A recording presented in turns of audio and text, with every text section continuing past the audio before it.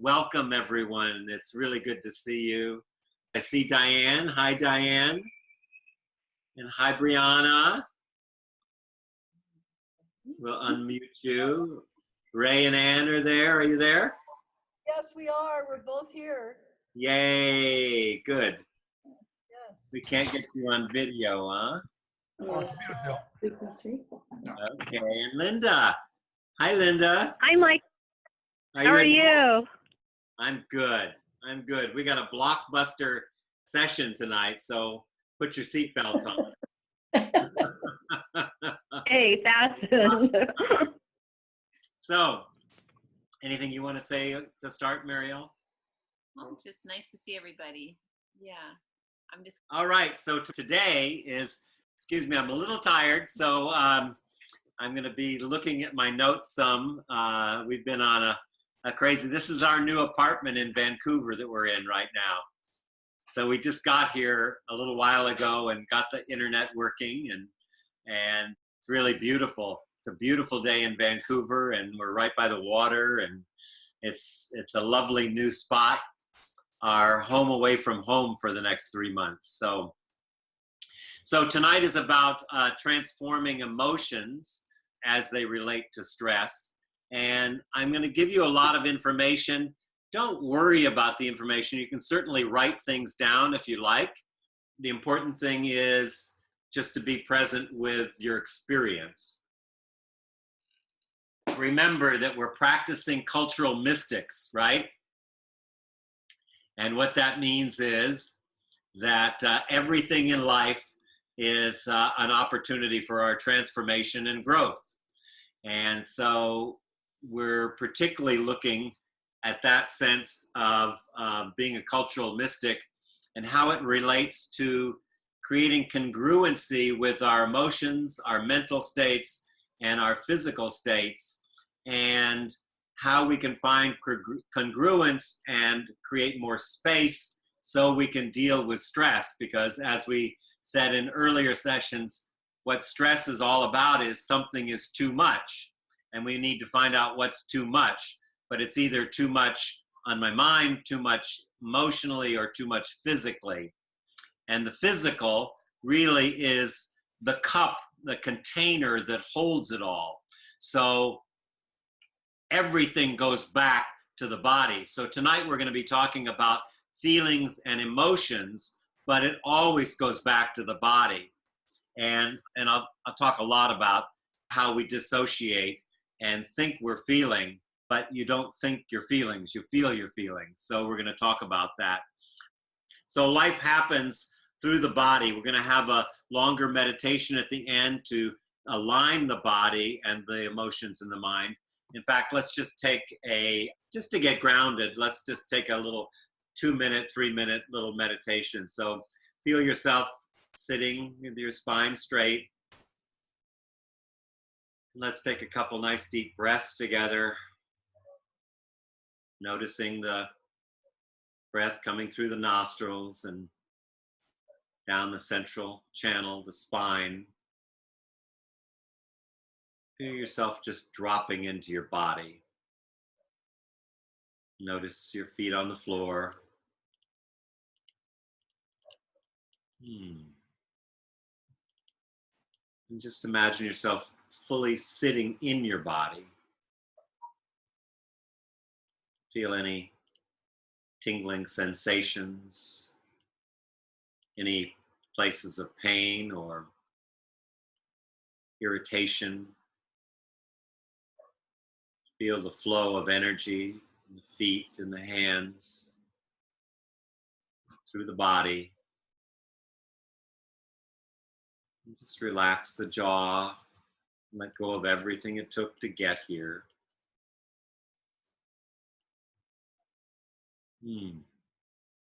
Relax the muscles around the eyes.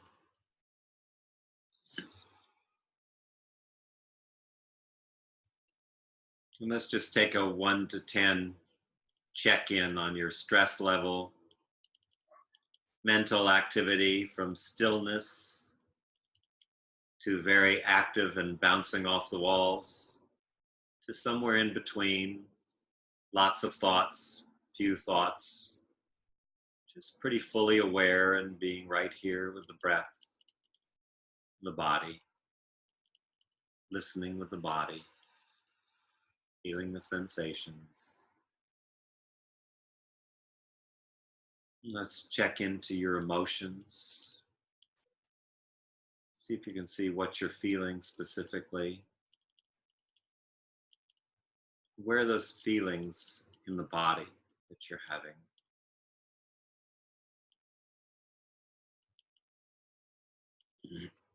Notice if you can't really feel your feelings in your body, but you just have an idea of it. Or notice the fullness of your feelings.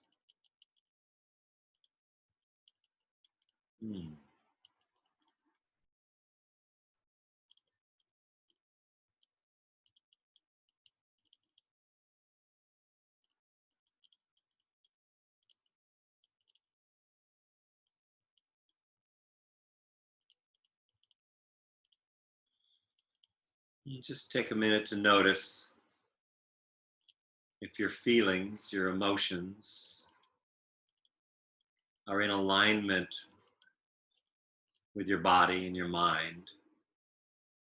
If there's a sense of spaciousness and congruence. If it feels like they're kind of separated and not all operating in the same direction. Just noticing that, not making up any stories about it, but and just picking a number for your stress congruency level, and 1 to 10. Another couple deep breaths.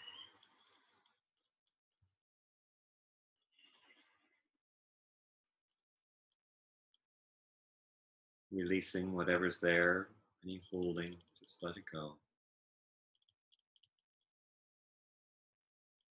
And coming back and joining us in the group.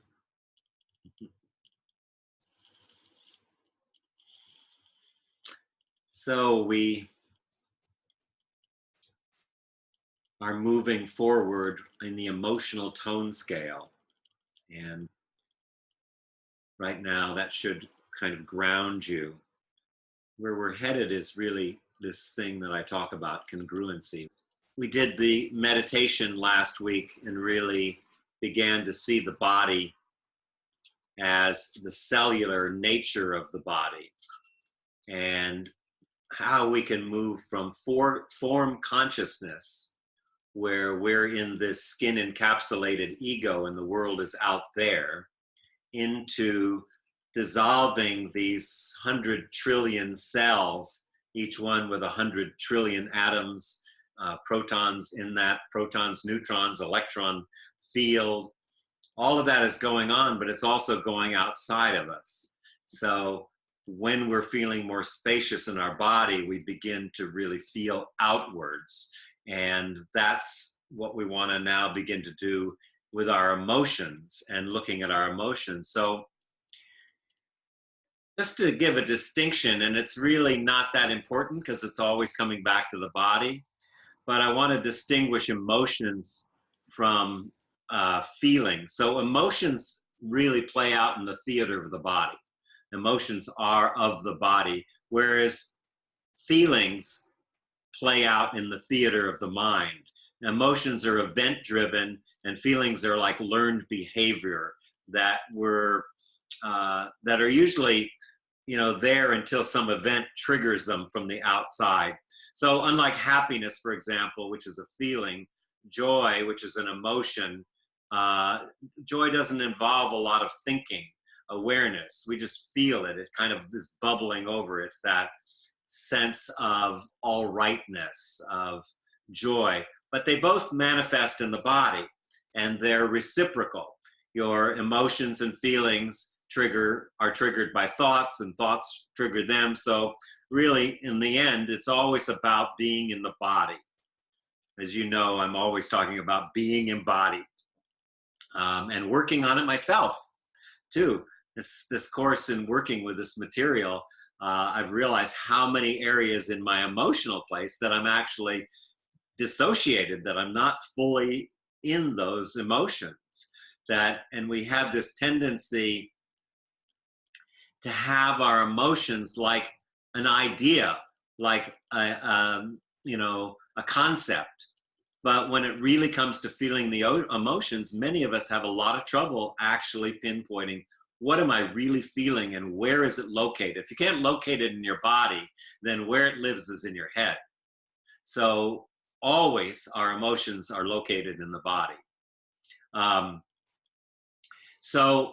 And feelings and emotions are really important because they're portals, they're openings to a deeper understanding of our story.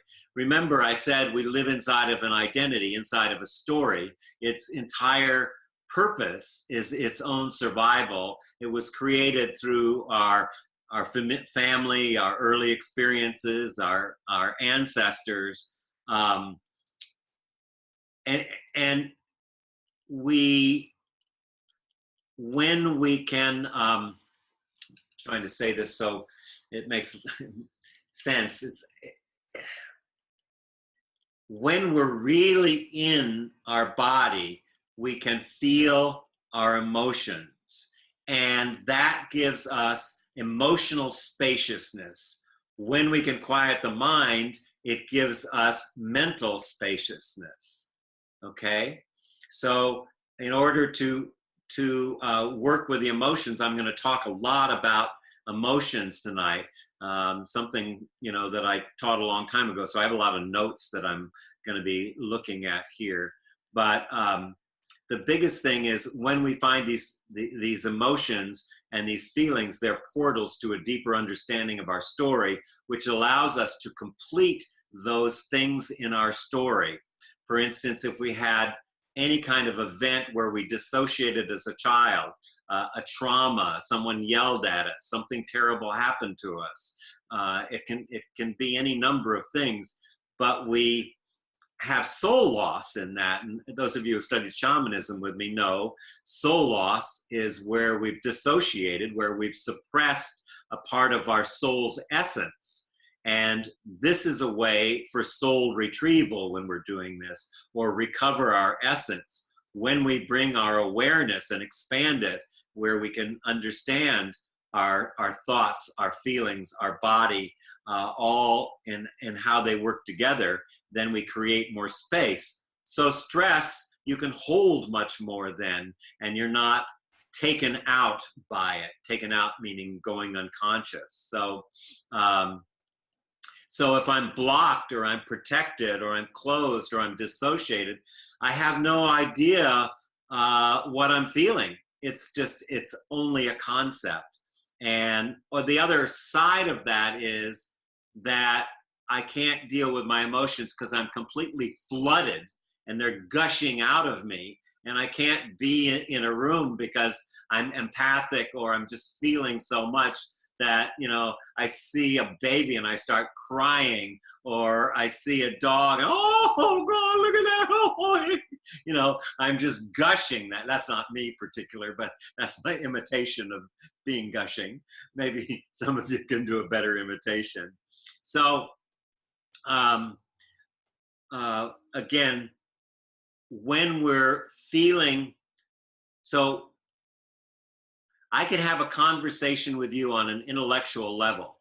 We can talk about Plato or nuclear physics or psychology, and we meet across to each other, and we have a relationship mentally. Then I can also meet across with you in a way that's emotional. But if you're either not there mentally or there physically, there's a disconnect. So that means that emotions are our way of relating and connecting with the world. And that's a really important aspect of it, is that they connect us to the world. Yeah, I think that's what I want to say. So ultimately, all come back to the body. So I'm going to talk about 5 basic emotions tonight. and I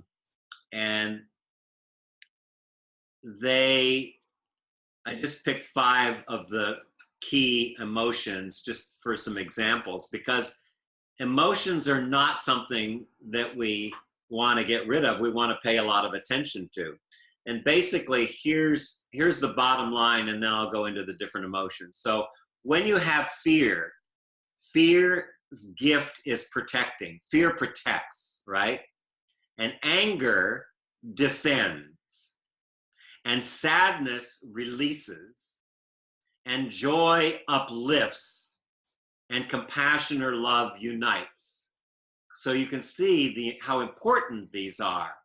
And sometimes empaths have real difficulty discerning between the story and the emotions, and my emotions and your emotions. But that's what we're going to be working on here, is to begin to be able to distinguish them. So that will help us build the capacity. So fear, let's talk about fear. Fear is an incredibly useful and important emotion. It puts us on alert. It catalyzes our senses, and it heightens our awareness in the face of danger. So we tend to think that courageous means that I'm going to be fearless. Courageous means I'm really can embody and feel my fear fully, and I can let my fear teach me to what the lessons are, because the lessons are intuition, instinct, focus, clarity, attentiveness, readiness, ready to go. It focuses, it more than any of the other emotions, it focuses in the present, and it asks us a question. It says, what action needs to be taken right now in the present? What's the action? So more than anything, it teaches us to pay attention. So we want to love our fear. I'm scared to death, and I love that. We want to really embrace the fear, because most of us in different places are locked in fear. We're afraid of losing our job. We're afraid of losing our money, our lover, our success. We're afraid of being too happy, not happy enough. We're afraid of the truth, of changing. We're afraid we'll be meditating and grasping, and that's the wrong way to meditate. And all of these things are just, they're teaching us. They're teachers. And when you have fear, you know it in the body, because it tightens the throat and the neck and the lower back, and the shoulders, start to go up, and there's stiffness, and the tail goes out straight. Oh no, that's for a dog. But you feel it. It immobilizes you in the pelvis, and your knees can get locked like that. So you contract in your body, and it gets to feeling numb and immobilized. And so, you really want to, when there's fear, again, go back to your stress question. What's too much, and where is it landing in my body? And what's the emotion or feeling that I'm experiencing now?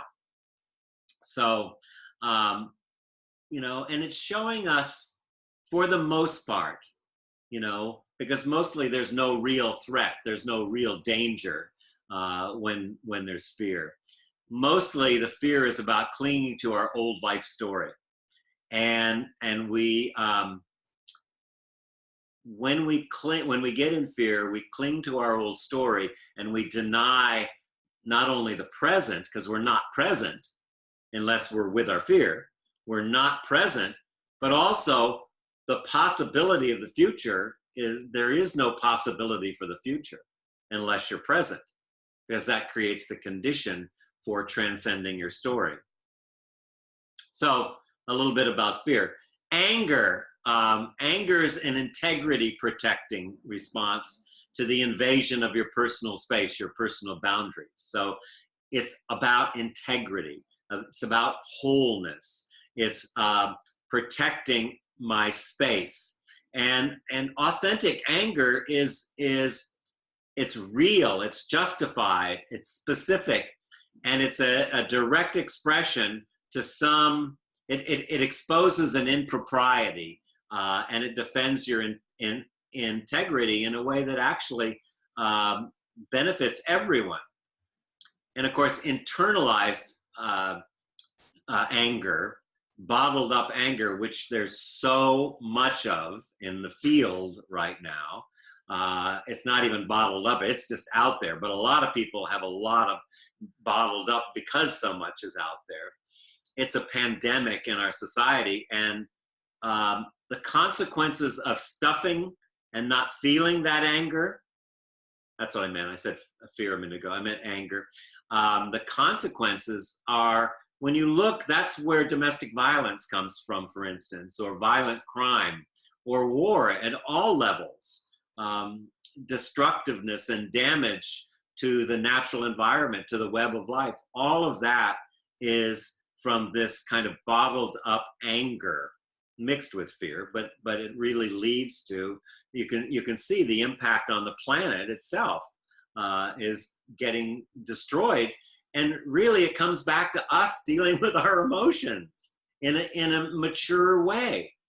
So this is really important to, and again, not remembering about the emotions so much as realizing how important it is for us to feel our feelings and emotions and locate those in the body, and breathe into and make space for them then. One of the things that's really important that I talk a lot in the shamanism courses about is the difference between sending anger and expressing anger. So anger is really important, it's really healthy, and don't take it out on somebody else, because it's a thing, it's an arrow. Anger is a thing, it's not a thought, it's a thing. And when you put your anger out there, you're throwing a dart at someone. And that dart is not only going to hurt them, it will hurt us internally. So how do we express it? Well, we could scream in a pillow, we could run, we could, jump up and down, we could have a temper tantrum. All of that's fine, but it needs to be appropriate. So, mostly what we're angry about isn't even what we're angry about. It's something from the past. So it's a good opportunity to check in and see, I'm releasing my anger.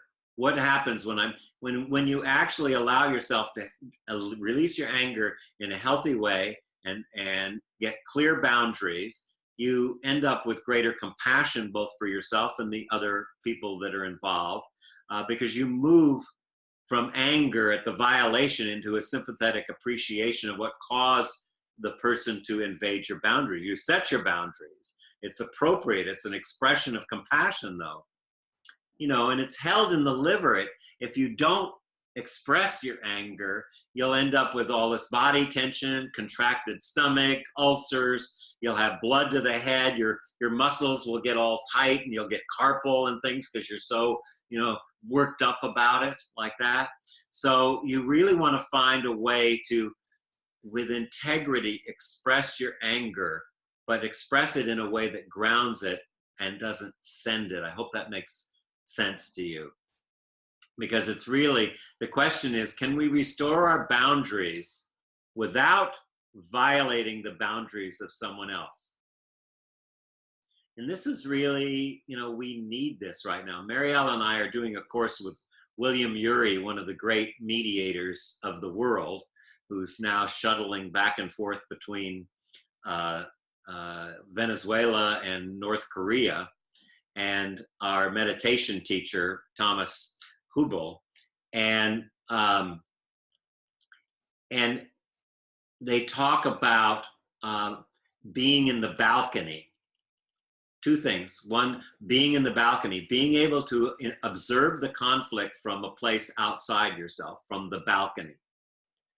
And being able to witness from the third person being everyone, either two people or all the people that are in the conflict, everyone in the conflict.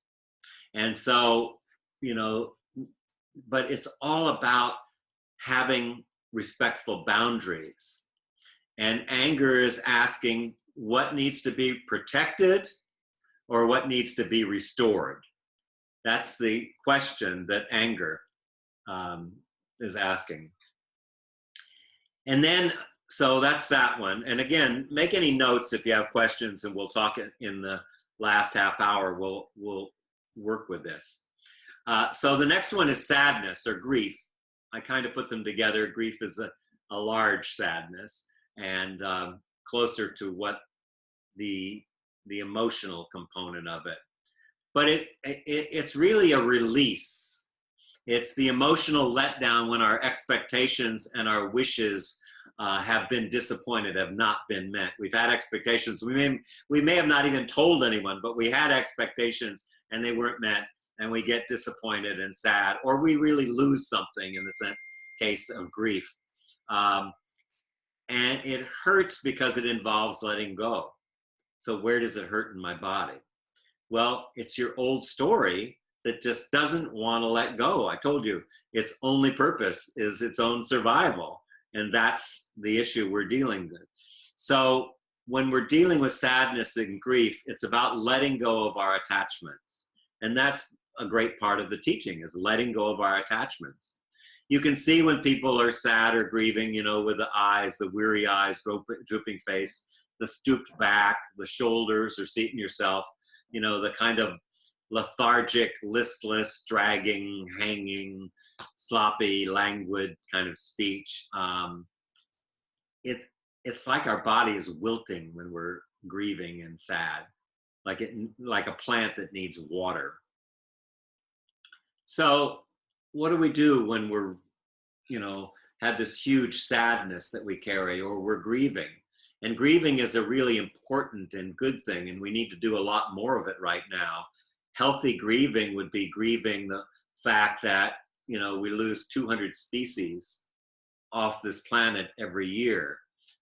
Grieving for the oceans, you know, grieving for the people that are impacted by climate change in South Africa right now and around the world.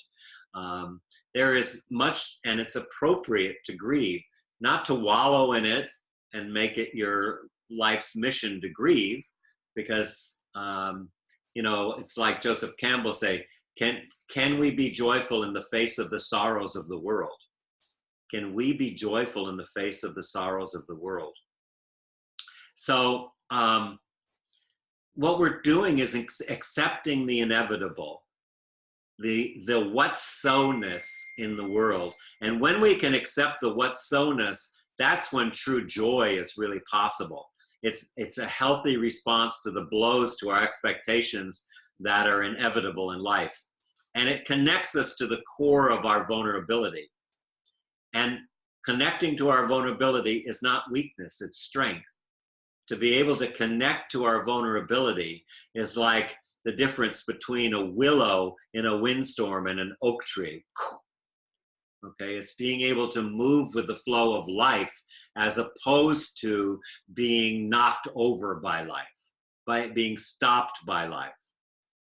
So, and it's a release. It's about fluidity and grounding and taking time to relax, which so many of us, including myself, often don't do. It's about rejuvenation. And it tells us, it's telling us, it's time to let go of something, of some belief that isn't working, some story that we're telling. It's time to let go. And it asks the question, what has to be released, or what has to be rejuvenated? And in grief, it's what has to be mourned, what has to be mourned. And what happens, I was thinking of the New Age, everything's beautiful, you know, I forgot the word, it's all good, you know, because avoiding sadness results in superficial happiness. It's not joy, it's really superficial happiness. Expressing joy leads to authentic expression. Expressing sadness leads us to an authentic expression of joy. And it opens our lungs. because lungs are where we hold our sadness, our grief. So, fourth emotion that I wanted to talk about was joy, because joy is the expansive energy of well-being, of integrity, of wholeness. It uplifts, it energizes, it makes our eyes sparkle, it gives a lilt to our step. It's like the incredible lightness of being, if you remember that movie. It's the lightness of being. It's generous, it's relaxed, it's open, and it comes when our emotional energy is flowing freely again in a dynamic which is appropriate, having appropriate responses to our experiences. So our bodies move freely and naturally, like animals, like an animal you watch. When I was in California, I had the opportunity to watch. It turned out to be the only wolf left in the Sierra, only gray wolf left in the Sierra. And I was at Sierra Hot Springs on the deck, and I spent a half an hour watching it wander around the back and move. And then it would stop, and then it would jump and catch mice, field mice, and then it would go around, and it was just moving, like, it was so relaxed. And true happiness is when our emotions run through us, they don't get stuck. When emotions can run through us and don't stick in us and nothing suppress, we move into joy. When we deny our fear, our sadness, our anger, then we lose the ability to be truly joyful. So when joy comes, it should be celebrated. It's very spontaneous. It's about affinity and communion, common union, communion. It helps us feel connected. It's a kind of a blissful sense of expansiveness, and it connects to others and to ideas and experiences. Joy responds to the present and radiant moment. So I don't think you can possibly be joyful and not be in the moment. That joy is, like gratitude, one of those things that brings us into the present. If you're ever having trouble being in the present, begin to list all the things you're grateful for. It will make you very present. Same with if you're experiencing joy, notice how present you get. Let's see, what did I not say here? When you're joyful, you can be spontaneous. You're not fleeing from some pain of the moment or wanting to impress someone or be someone other than you are, or get into an altered state, or it's not a remembered past, it's not an imagined future. It's like right here. It's a whole body experience, and it's vibrant, light, lyrical, and it's in the heart. So, speaking of in the heart, the fifth emotion that I wanted to experience is compassion or love. And, true compassion is the fruit of being able to feel fear, anger, sadness, and joy. When you've experienced these emotions, you have greater empathy for other people, and you can give them what they need in the moment.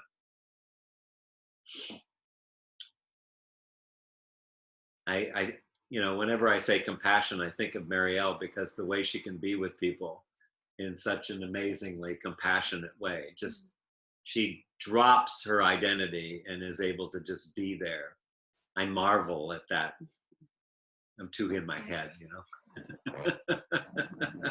But it's true. Those of you who know Marielle or have had any interactions know that's true. She's just there with you and in a space of love and compassion. And it's wonderful.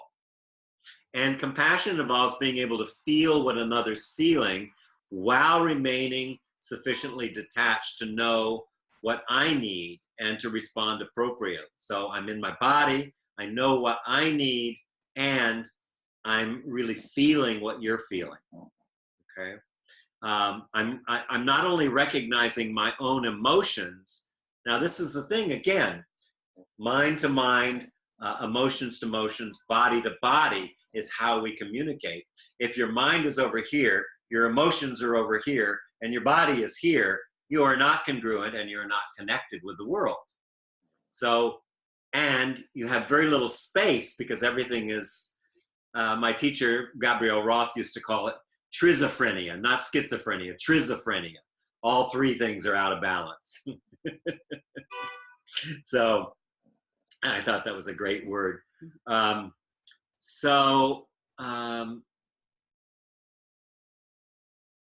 You know, sometimes it also means not going along with others' emotions. So people can really manipulate other people with their emotions. And if you're in your body, though, you'll know.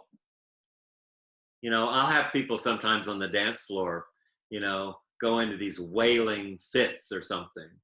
And sometimes it's very real. The last thing I don't do is go console them.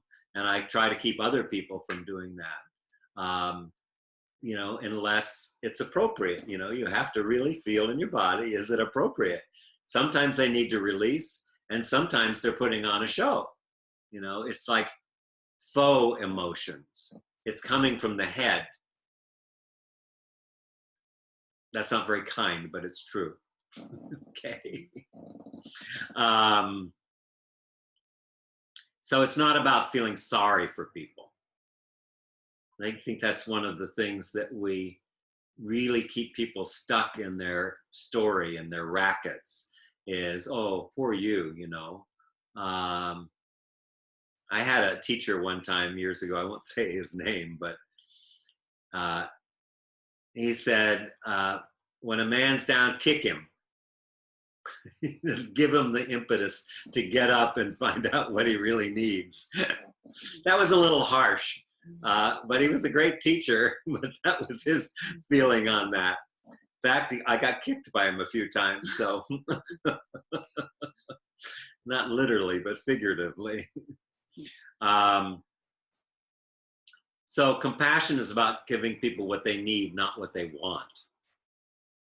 And it supports other people in entering into and releasing their authentic feelings. And it really exposes like the phony emotions when you're really in that place. So it could be said to be the absence of emotion from which all emotion flows. Like dynamic stillness is the source of all movement. When we, you know, in the dance, we do all the things through the 5 rhythms to get to stillness, to open up to our flow, to our movement. When we meditate, we still the mind to awaken the aliveness in our body and give ourselves spaciousness. That's why we meditate. So it's kind of paradoxical in that way. What else should I say about that? Well, I think one of the things that is really healthy is a thing called emotional contagion.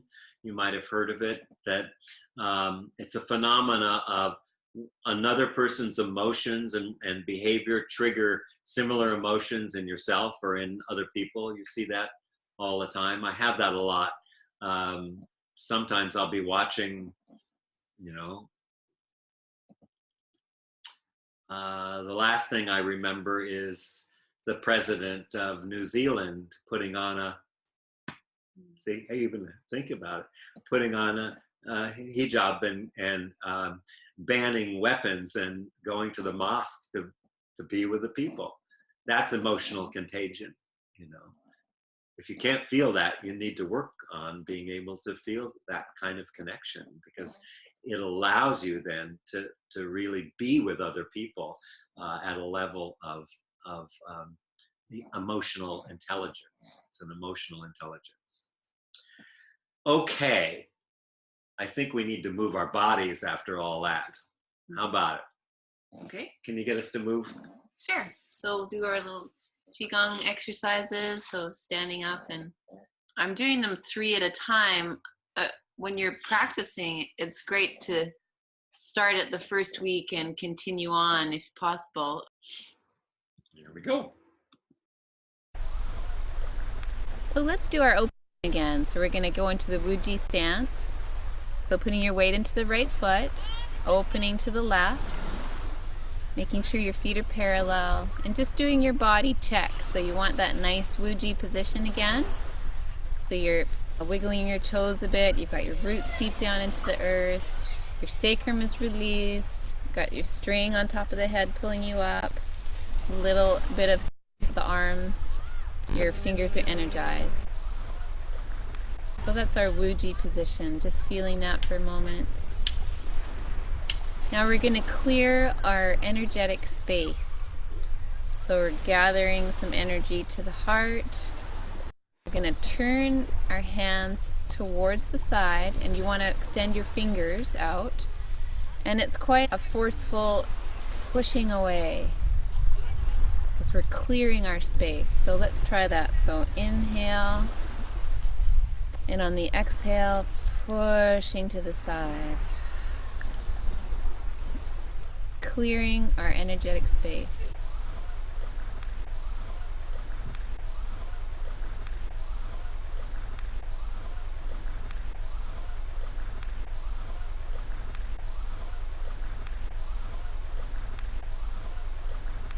Now we'll try it again.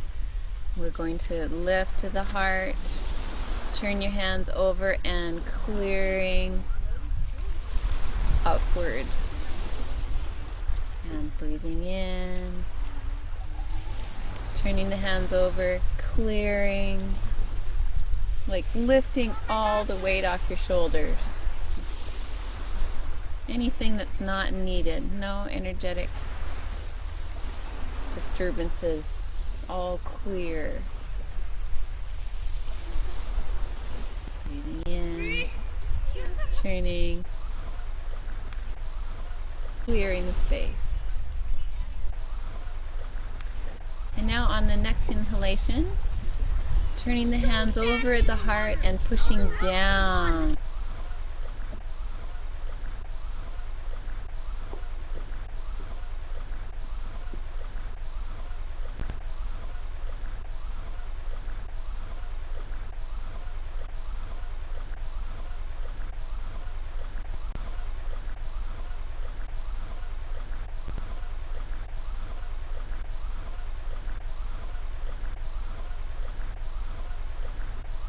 Now we're going to put our hands together, rubbing, making some heat.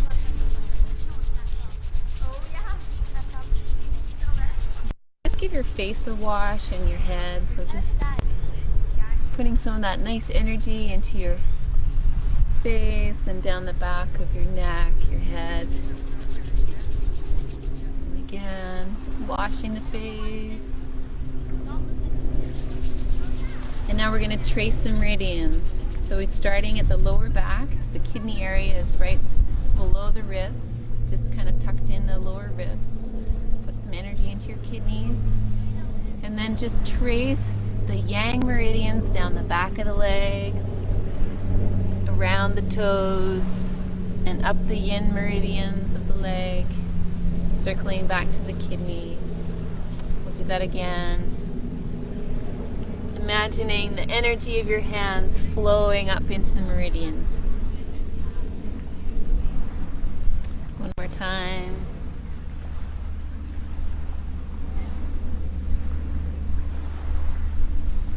Good. And again, rubbing the hands together. And taking that energy, putting your right hand on your liver, which is just tucked in underneath the rib cage. And your left hand over the spleen, and you're clearing the anger out of the liver, any anger, stored anger, residual, just clearing that out, refreshing it with fresh energy. And the spleen is a place where we carry worry, some anxiety, so allowing that to release and replenishing the energy. Nice deep breath. Rubbing the hands together, placing your hands on the kidneys, again right at the lower part of your ribs in the back, absorbing the energy and clearing away any fear that might be stored in the kidneys.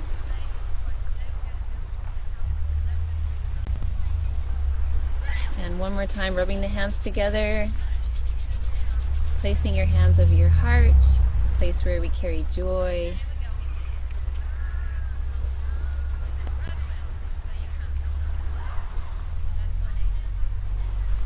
And we're going to do one cleansing breath. So breathing in, gathering the energy from the earth, gathering energy from the heavens, and just a settling, cleansing.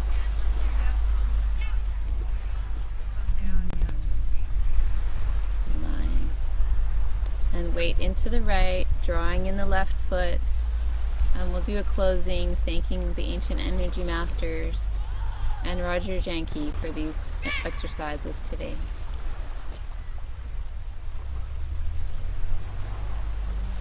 Okay. I hope that got us back fully in our body. A lot of information there I've been putting out, so it's always good to get into the body. I think now that we're in our body is a good time to do a meditation and before we open it up for sharing. So let's get ourselves in an upright position with our feet on the floor and kind of raising the top of the back of your head up as you bring your chin in a little bit. Drop the shoulders and just let yourself get seated fully into the body. Now let's take a couple deep breaths, breathing in through the nostrils, watching the breath as it goes down the central channel, filling up the body. We're doing diaphragmic breathing, belly's filling with air, and releasing on the out breath. Just allowing ourselves to breathe deeper and deeper into the body. And on the exhale, just let yourself relax and let the breath take you into the simplicity of the sitting. Just feeling yourself fully in your body.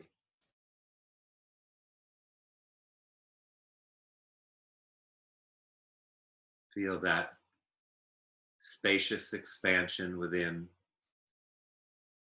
the energy as it's running through the body. As we expand our inner body competence. Such an amazing system. It's not just my body, it's hundreds of thousands of years of refining the system, this network of collaboration, this biocomputer. Just give a thanks to our ancestors. Allows us to communicate with intelligence, creativity. All the layers of humanity from the beginning of time are all present in our breath, our blood, our bones. Our cells have learned to work together to create an intelligent system, a neurological system. It's like communities of humanity within, all present in this breath. Just take a breath, breathe that in.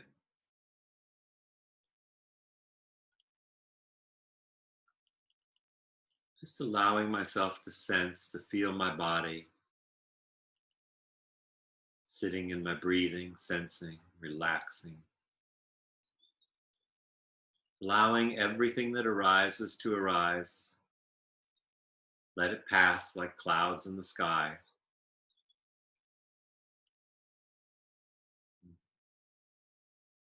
Let all the information just settle, settling in the body like seeds. Notice where your body feels alive and open, spacious, or where it feels stressed or tense or contracted. Just noticing. We're just learning to hold life in our body. If it's too difficult or too much, that's fine. We're just making space for it all.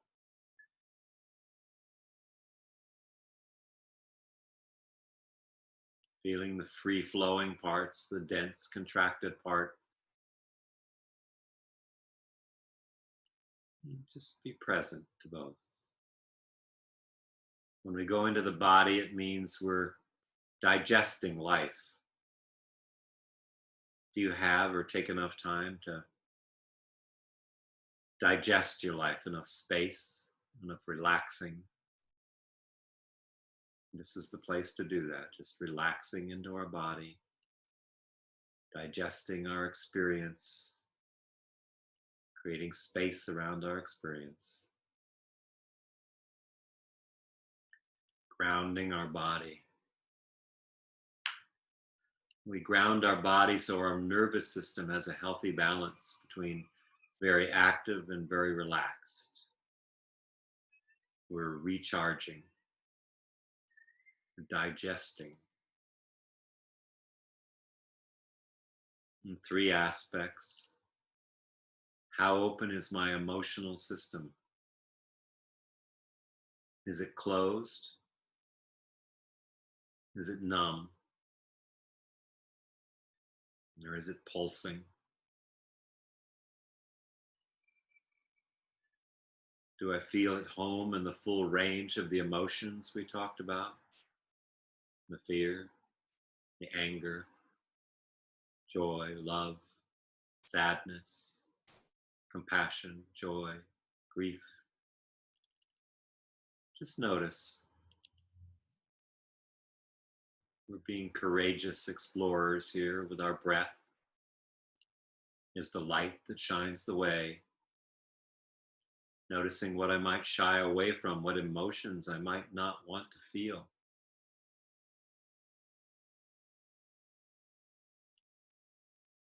Am I more open to some emotional qualities than others? Do I push some away? Emotions are how we're connected to the tissue of the world, the relational tissue of the world. We meet through our emotions. And just noticing the emotions that arise.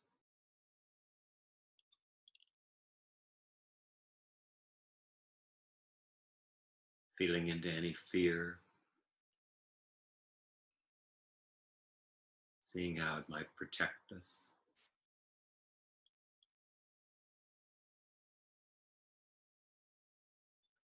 How our anger acts to defend us.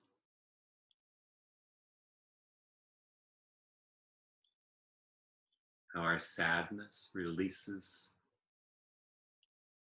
what is past, what is time to release, time to let go of, so that we can let joy uplift us and compassion unite us.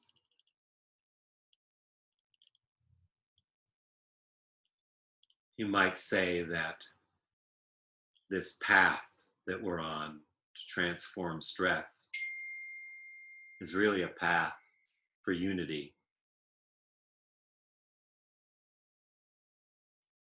Unity consciousness, where we actually connect body to body, mind to mind, emotion to emotion.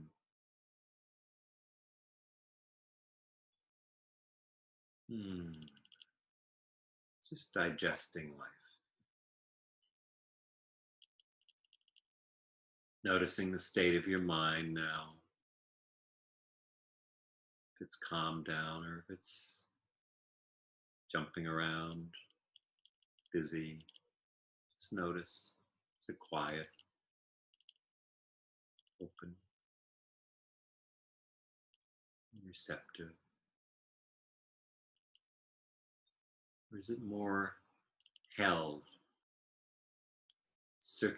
in circular patterns, repeating patterns?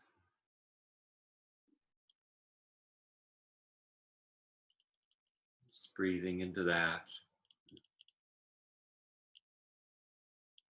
Noticing the amount of inner space inside.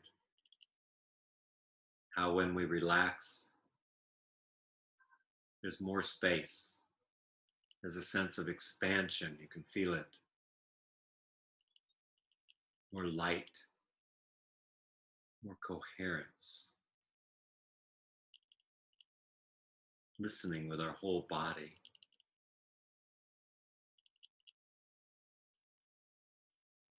Spacious inner stillness. Let's just sit for a moment more, feeling into our breath, our body.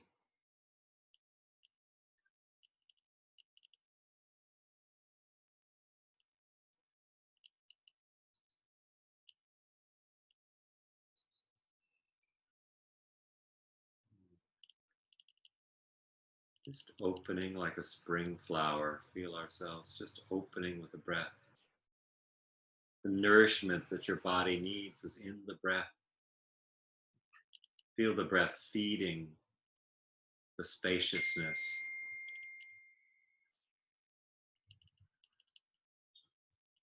Ability to allow what is to be so that what's possible can emerge. I'm taking a few more breaths.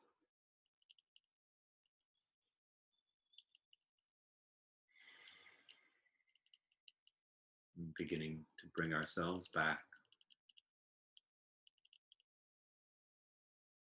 into the room where you were, where you are.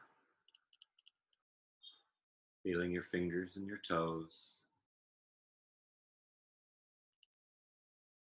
Coming back into the conversation.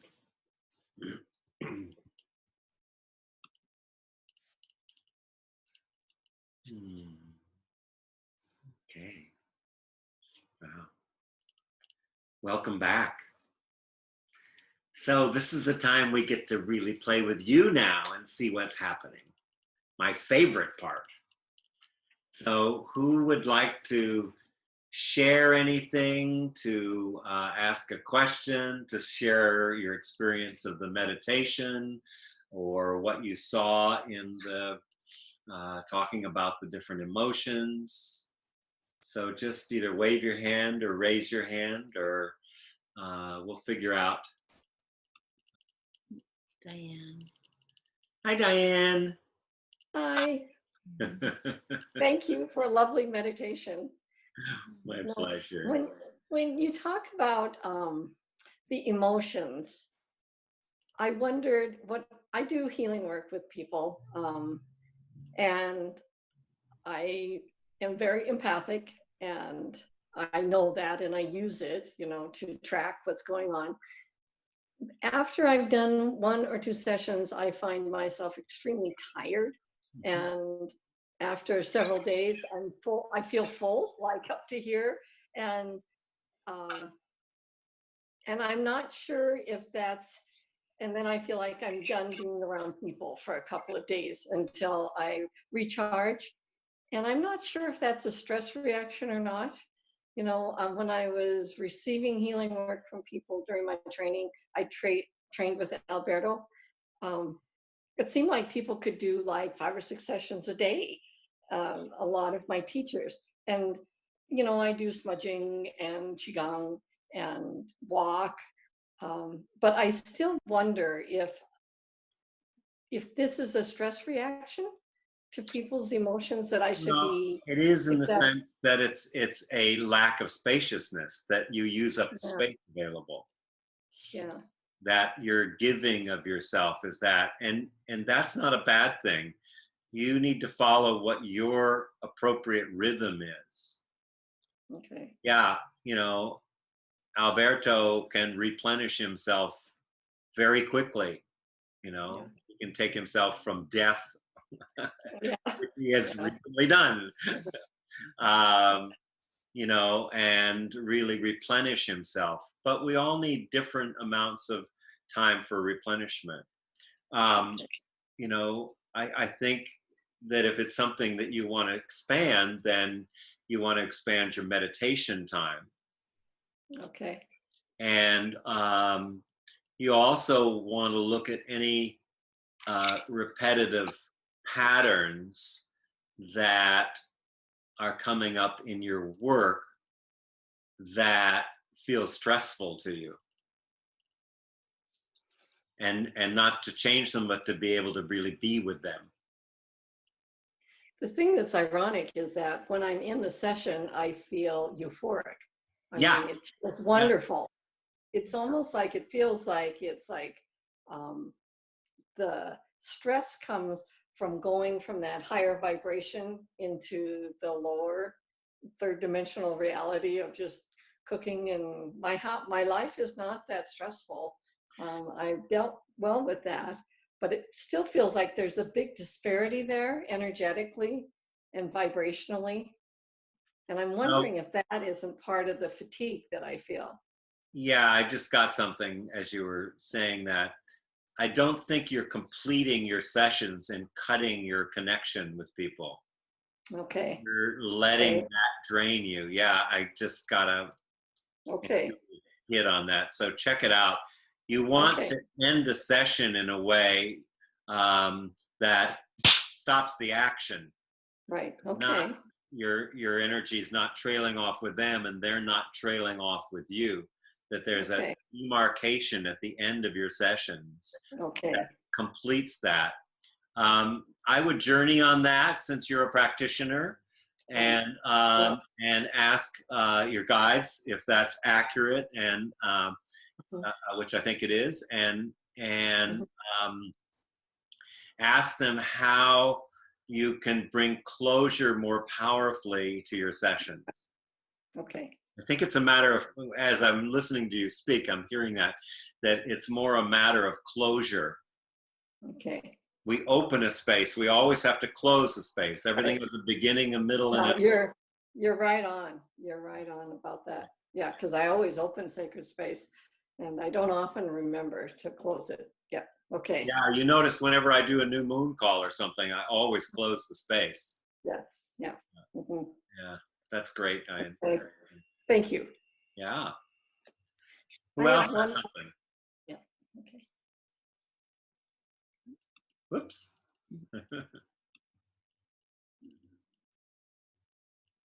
Brianna, are you about to say something? Can you? Okay. Hi. Yeah, hi. Man. It was great that you went over those emotions today. I would say the last week has been like the most emotional, stressful, lots of emotions tied in, of course, with all the feelings that I have experienced in a long time. It was the year anniversary of Arthur dying on Friday, and then just the stuff in my non-relationship of 4 years, but we're still living together, and it is just, oh my God, it's just really hard. So needless to say, when I have been feeling like that today, I have been more centered and just a little bit more grounded today. But for like Wednesday, Thursday, Friday, Saturday, it's really hard for me to even remember to even do anything to like get myself out of it. And I'm not sure if it's because I'm so overwhelmed, and I can't intellectually think of like a solution to this now. Say the thing with my ex and I, for example, that it just completely overwhelms me and like paralyzes me. And I have been doing like little tiny things when I do remember, but it's hard. It's definitely hard. Like, I'm not sure why it's so hard for me when I know things that will make me feel better. Like, why is it that, we forget them, or then we resist to do those things? Well, you're not setting So, boundaries. yeah. You've got weak boundaries, and that you're getting a payoff for that in some way. You don't have to say things you might not want to say, or you're protecting something. But the key thing is that you're not setting boundaries, and so your energy is getting all dissipated. Mhm. And it's not hard, you're making it hard. Yeah. Yeah. So I would immediately stop saying that it's hard, and There's, I'm really making it hard. look at what needs to be confronted, what needs to be let go of, what boundaries need to be set. So this is something that if you're meditating, it will come up for you. Don't push it away. Really allow it, love it, hold it, and bring it in. But you're talking about a boundary issue. Well, I mean, it may have come across like that. There's other, well, I don't really want to go into it now, but since having the space that we've had for about the last month, like the emotional space of, being broken up, yet we're still living together, a lot has come for me. And I've, since being out of the really kind of chaotic, just like patterned ways that we were in our relationship, since I've had space from that, things have came up for me, and I've been able to like look at myself more objectively, and especially things that I did in the past in our relationship. And so that kind of has shifted, how I thought I initially felt a month ago, when I was really just in kind of like this, defensive state. So now that I've had time to relax and just take a step back, I'm actually really able to like look at, maybe what I do want. And so the dynamic of it has shifted a little bit. But I recognize that. I think he basically,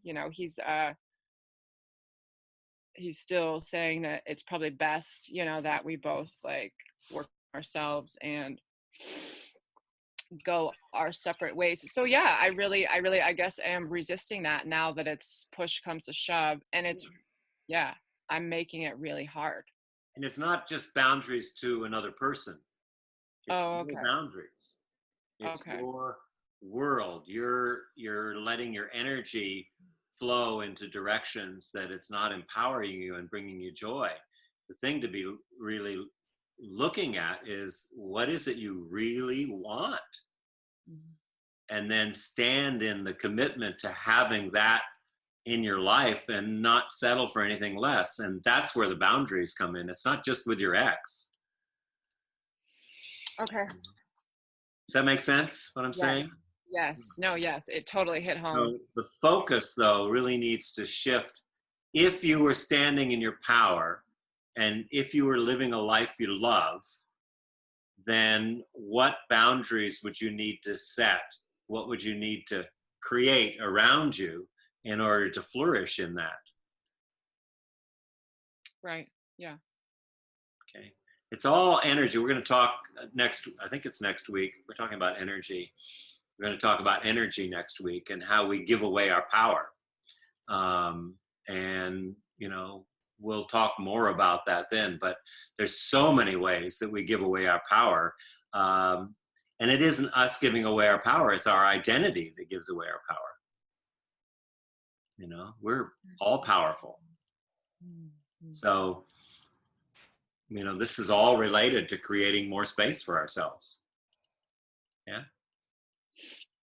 So, and if you want to, write me about more delicate areas of what you're trying to do, you're welcome to do that, and check in with me if I Okay. can support you on that. Yeah. Thank I you, get Michael. I get this a lot more. Okay. Okay. Okay. Thank you. Yeah, great. Thank you. Mhm. Who else? Linda, Anne, Ray. Oh, Mariana.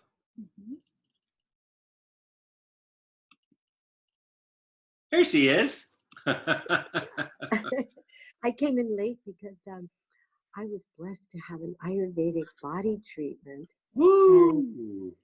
So I just wanted to say that when I came in, even though I was late, I was so able to absorb everything because I felt like I was in my body was so relaxed, my mind was peaceful. So everything like came in like really easily like a sponge. Mm. And I loved it. I noticed I didn't have to take as many notes. I wasn't in my head. I took a few notes, but mostly it was like I just was absorbing it, very intuitively. And just, it was wonderful. And I have to say that I loved the way both you and Mariel, had such a lovely balance in today's class with body, mind, and soul activities. It all kind of wove together so beautifully. I find it very rejuvenating and restoring. Great. So thank you. And there was what else? So I'm feeling very quiet. I Mhm. wasn't even going to, I thought I was going to sneaky come on and not have you know I was here. Then all of a sudden I realized, oh, my name is up there. I guess he knows I'm there. So I guess that's all I want to say. And the reason I went to take this body treatment is the practitioner is so amazing, and this was the only spot she had for me. And I know that it's so important for me, so I made a choice, to go do that and be a tiny bit late for the class. But I'm so glad I came in on the class. And tomorrow I get 6 house guests. And before the body treatment and before your lovely communication, I was not dreading it, but I was like having anxiety about it. And now I'm so joyful about it because 2 of them are sacred devotional kirtan singer musicians. Oh, wow. And the other 2 are my dear grandgirls and my son and his wife. And I'm thinking, how wonderful. I'm getting like 6 angels coming to my house tomorrow. Yay. That's lovely. Thank you. So thank you for a beautiful session. Great. Enjoy your Wonderful. time with your I family. don't have any questions. I'm just, Okay, good. I'm filled with wonder and awe. So That's a good thing to be, filled with wonder. I love it. I am. Thank you. Good. Namaste. Namaste. Namaste. Anyone else? Anne, Ray, Linda? Hi, this is Anne. Hi, Anne. Hi. So I was noticing, I was noticing that before the chair I was sitting in, somehow I don't think it's the right chair for me because my legs were hurting, and it was great doing the exercises. And I've been practicing looking at when it's too much, what are my body sensations? And I got what I got was I am afraid of retiring. I'm afraid of that change in my life. And that's, I have fear about it. Mm. So, but Yeah, that's not uncommon. it's great to know, oh, that's what's going on with me. It's fair. Yeah, I can just own it. Yeah, you can love it. Uh-huh.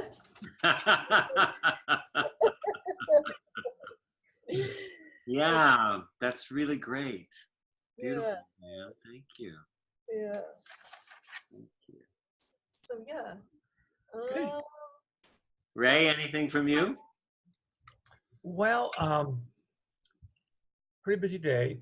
I just come from yesterday being a race day weekend. I race go-karts, of course. And as a president of the club, I'm responsible for I'm responsible for certain things. And getting the crew ready to go and people not showing up. And I let things be how they are. People ask me, what do you need? It's okay, well, I only have 2 people. We'll find more people. So that people in the club, board members, get more teamwork. We had a full team of people working yesterday. A good crowd of people showed up. Everything was well taken care of. I allowed things to be the way how they were. Knows when I get stressed out, like, oh, all right, hang on, what's going on? What's next to do? Allow things to be how they were. And like, so also, and it was a great day. And I'm kind of body-wise, today wore out, physically wore out. I'm moving around a lot and taking care of my body. I only worked today for a couple hours with a customer and 2 hours of lawn mowing this morning. But I took a little nap before our meeting the other night, 20-minute nap. And so I know it's also it's something you don't know about. Maybe we went to Saturday night to hear Marianne Williamson speak. Oh, great. Oh, good for you. She, a town hall meeting. She's running for president. Wonderful. She's running for president. It's very mostly wanted to hear her speak about things. And I was sharing what she said to people on Sunday. People were like, wow, that's a possibility. of really having a government driven by take care of the people. People. I love Marianne. She called me edgy and real. That was a great. She did when I had her on my show. So, Ray, anything about this, the work that we've done, particularly the emotional work? You know, today is really about looking at the emotions in the body. Yes. So I'm wondering if you have any questions about that or any comments about feeling the feelings of what you were going through. Well, definitely. I mean, like, for example, we came back Saturday night, and I was on site with Marianne Williamson speaking. I was talking about how to express myself. And Ann says to me, "You're all wound up. Calm down." And I get angry. I'm expressing myself how I'm feeling. Don't tell me to wind down. That's your story. You know, and you're like, I'm going to be yelling at you, but I want to express myself authentically. I'm feeling wound up. I'm wound up. Thank you very much. And she got that. We got, there's no nothing wrong with that. Now I got to ask you, did you send your anger or did you release your anger? Well, I was definitely sending it. Yeah.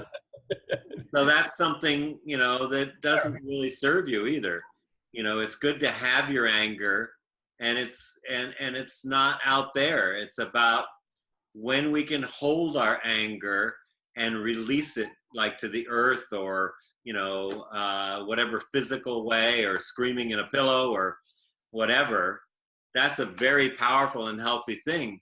But we don't want to send it to poor Anne or anybody else. Right. Who's got to receive that then, and she takes that into her body, and then that's going to put up some defenses and not have the kind of connection that I know you two are committed to. Well, and that's why I got tonight was I have been saying, don't hold on to it, don't internalize it, that release itself. And I usually will hold back, and all of a sudden I have to release it somehow or other. I use a really good yell, like, you know, scream.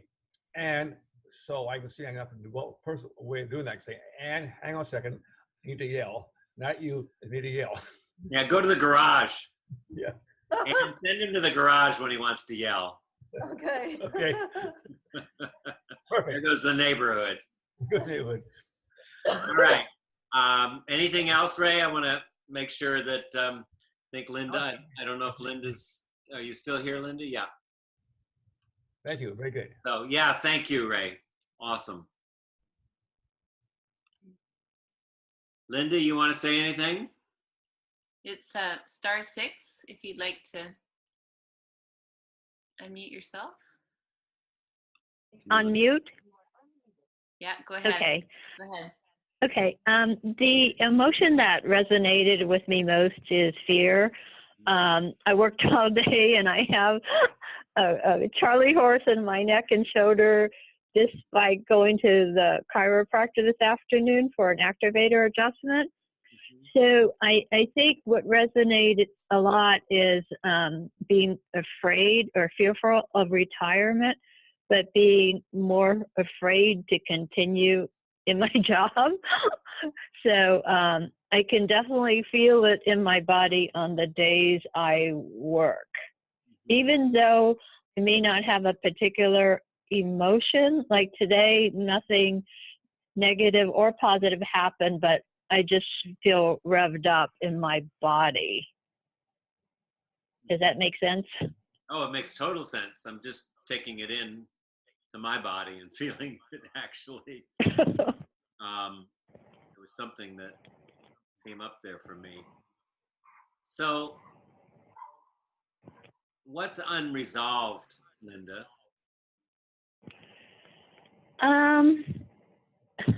I'm definitely retiring in July. Today, in fact, I had to negotiate a date. So it's real. What I'm wanting to happen is happening, but I guess it's that final stepping into the unknown, which I know is part of my path. And it's something I need to do because I've been unwavering about retiring since February 9th when they offered us this buyout package.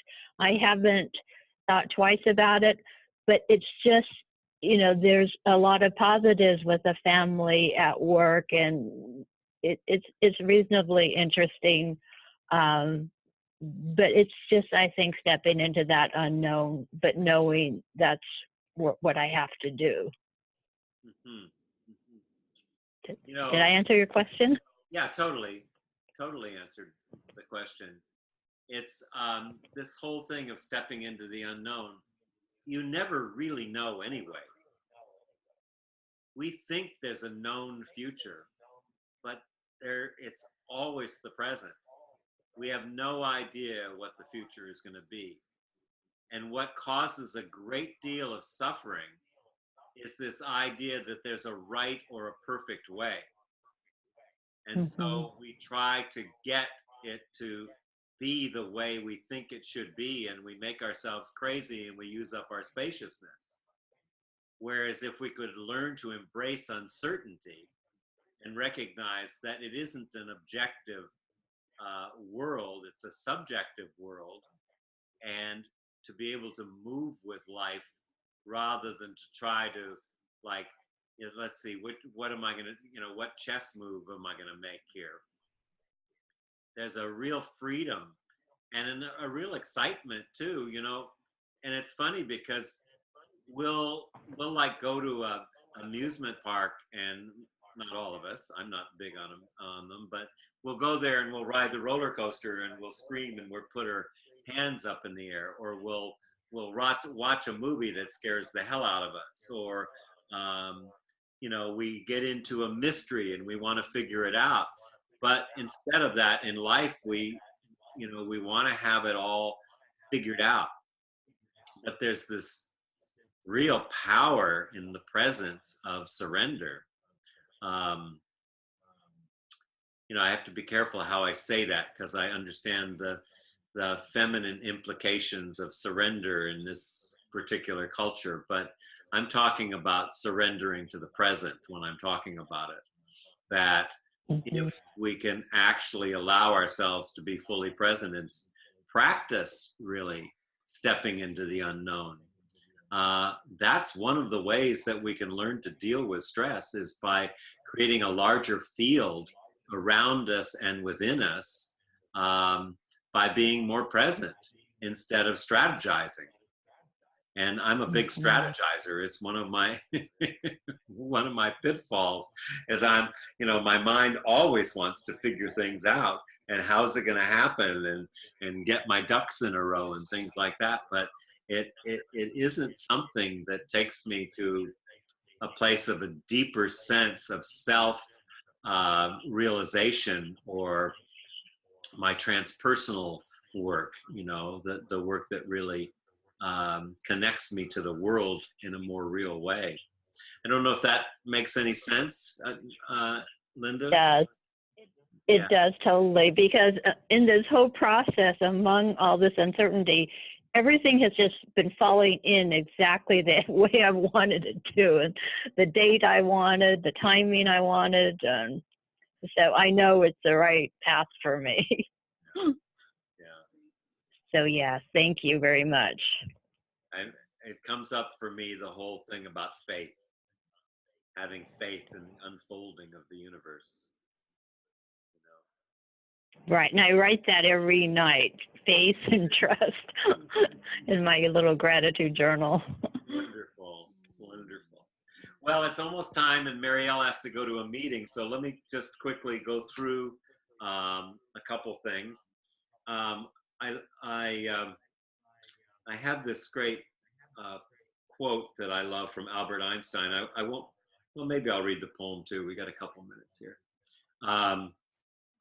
He says, where is he? A human being is part of the whole called by us universe, a part limited in time and space. He experiences himself, his thoughts and feelings as something separate from the rest, a kind of optical delusion of his consciousness. This delusion is a kind of prison for us, restricting us to our personal desires and to affection for a few persons nearest to us. Our task must be to free ourselves from this prison by widening our circle of compassion to embrace all living creatures and the whole of nature in its beauty. For me, this really speaks to this kind of spaciousness that we're wanting to create here, this deeper connection. It is my hope that we will quit trying to get it right and allow the vessel called our body, the cup that holds our emotions and our sensations and our story and all of it, to dissolve into greater spaciousness. So there's not a lot of stress, but there's more wonderment and openness and less having to do it the right way. Which brings me to the poem for tonight, which is Mary Oliver's. Many of you, most of you probably know Wild Geese, where she says, you do not have to be good. And you do not have to be good. Sorry, I had to say that. You do not have to be good.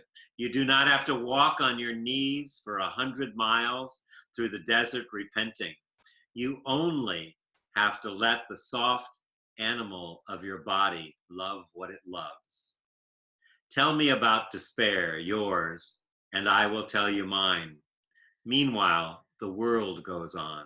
Meanwhile, the sun and the clear pebbles of rain are moving across the landscapes, over the prairies and the deep trees, the mountains and the rivers.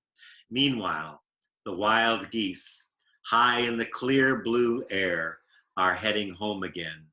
Whoever you are, no matter how lonely, whoever you are, no matter how lonely, the world offers itself to your imagination, calls to you like the wild geese, harsh and exciting, over and over, announcing your place in the family of things. So we'll be sending the homework out. It's basically to keep a record in your journal of the emotions you're experiencing throughout the week, and notice and write down where you feel or experience them in your body. And when you're experiencing any emotion or feeling, try to locate it in the body. Ask yourself, where am I feeling this emotion? And keep a journal of recurring thoughts and repeating patterns. And of course, try to at least do 20 minutes. I hope everyone is trying to get at least 20 minutes a day, or whatever you can get. It all counts. But please try to get the meditation in. You'll see that it really helps for this work. So anyway, thank you so much for a wonderful evening tonight and for your sharing and participation. And it's time to say goodbye. So bye for now from Vancouver. Thank you. Thank you so much. Bye. Thank you. Okay. Thank you. Love you, Michael. And Brianna, Diane, Linda. Oh, we lost Mariana. Yeah. Yep. Thank you all. Oh, Blessings. thank you. Thank you, Michael, Miriam, very much. Night.